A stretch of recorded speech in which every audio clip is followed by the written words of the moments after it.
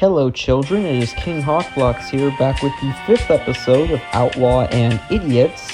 This episode is centered around a story we previously looked at in the Edgy and Wrong series, a story of 3 girls who stole a car and ended up crashing it into a pond. Their families filed a lawsuit because they didn't want to parent their children properly, and we're going to dissect it in 2 parts like in the original series. So, let's subscribe. Because, I said so. That was just a joke. And let's take our little swim in the septic tank here. Here we go. Actually, it's really such a sad story. So those teenagers, 2 15-year-olds and a 16-year-old, they come here to the cemetery to try to get away from deputies. Gee, I wonder why. And they drive down this windy road, speeding down it into a pond just at the end of the street, into water 15 feet deep. Now let's take a look at those girls. If I'm gonna be honest, nobody likes to speak ill of the dead. And honestly, it is a tragedy that these girls died. But you have to acknowledge, spoiler alert, that this isn't the first time they've stolen a car.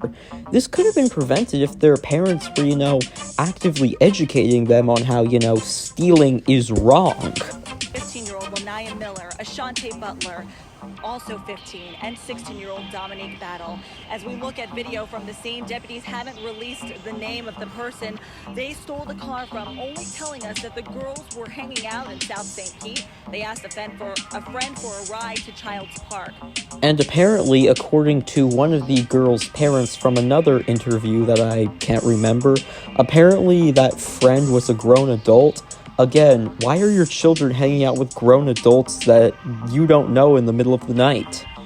That friend asked another friend who owns the car to take the girls to the park. The owner agreed.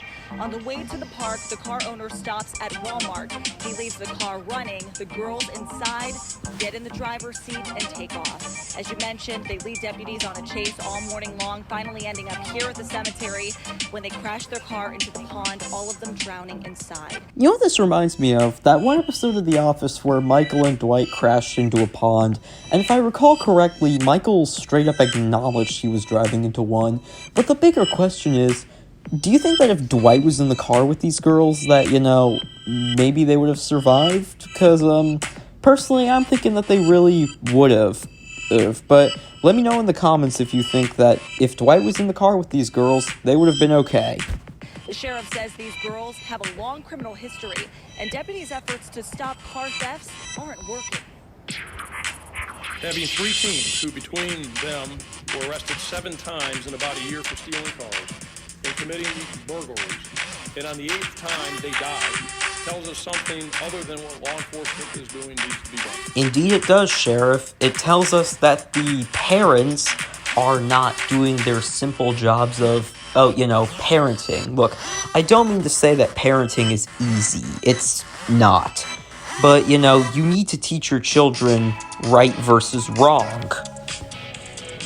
Back after live at the scene, the sheriff is calling car thefts here in St. Petersburg an epidemic. Pandemic would be the more appropriate term. Oh, wait. Most of the cars taken here are by teenagers joyriding. He says if these girls would have had tougher punishments when they committed those previous crimes, they likely would still be alive today. But while this story is a tragic story, this isn't the end, unfortunately. You see, after this story came out, many people started claiming that the police didn't do their job. The parents started filing a lawsuit claiming for justice, all of that. So we'll get to that. So about a few weeks after this incident happened, the sheriff came out with this video responding to the media claims about how the deputies didn't do their jobs and things like that. And he also talked about how dangerous the pond was and how life-threatening a rescue was. And also mentioned other statistics of car theft in Pinellas County. Like, a few weeks after these girls had this accident, there was another incident with 5 teenagers, 13 to 15, and apparently, between all 5 of them, they had 63 prior arrests in the last 18 months. That is astounding. How, man? How?